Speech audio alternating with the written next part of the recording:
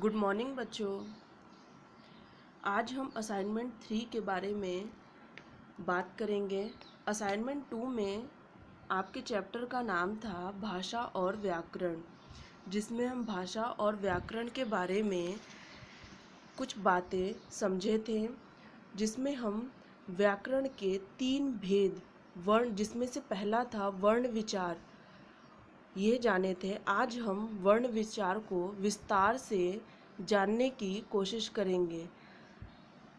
आज का हमारा चैप्टर है चैप्टर 2 वर्ण विचार।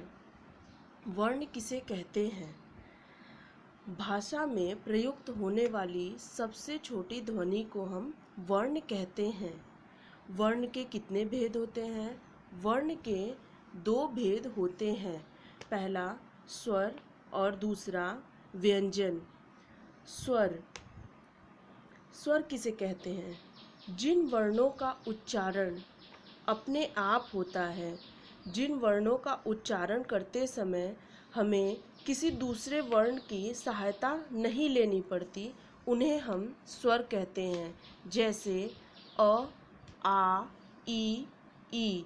ये सब स्वतः ही अपने आप किसी अन्य वर्ण की सहायता से नहीं बोले जा रहे हैं, तो ये सब स्वर कहलाते हैं।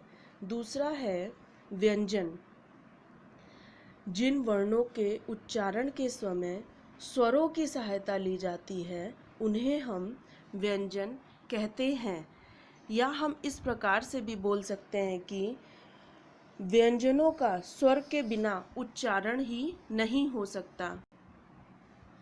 हमारा दूसरा प्रश्न है, उच्चारण की दृष्टि से स्वर के भेद नाम सहित लिखिए। स्वर के 3 भेद होते हैं। पहला है ह्रस्व स्वर। जिन स्वरों के उच्चारण में बहुत कम समय लगता है या जिनकी केवल एक मात्रा होती है, उन्हें हम ह्रस्व स्वर कहते हैं। जैसे अ, उ, री तथा ई ह्रस्व स्वर में आते हैं। दूसरा है दीर्घ स्वर। जिन स्वरों के उच्चारण में ह्रस्व स्वर से दुगना समय लगता है तथा जिन स्वरों में 2 मात्राएं होती हैं, उन्हें दीर्घ स्वर कहते हैं।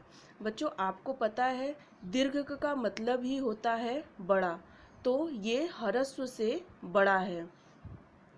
ये 2 समान स्वरों के योग से बनते हैं। इनकी संख्या 7 होती है। जैसे आ, ई, उ, ए, ओ तथा औ। अब तीसरा है प्लुत स्वर। जिन स्वरों के उच्चारण में ह्रस्व से 3 गुना समय लगता है, उसे प्लुत स्वर कहते हैं। प्लुत स्वर ह्रस्व और दीर्घ दोनों से ज़्यादा समय लेता है। इसमें हम हमेशा उच्चारण करते समय 3 चीज़ें हम देखेंगे, तो इसमें 3 वर्ण आते हैं। जैसे ओम। व्यंजन किसे कहते हैं? हिंदी वर्णमाला के सभी स्वर एवं व्यंजन लिखिए। बच्चों, व्यंजन वे वर्ण होते हैं जिनके उच्चारण में स्वरों की सहायता ली जाती है। स्वर के बारे में अभी आप जाने थे। स्वर के 3 भेद होते हैं, ह्रस्व स्वर, दीर्घ स्वर और प्लुत स्वर। अब हम व्यंजन के बारे में जानने की कोशिश करते हैं।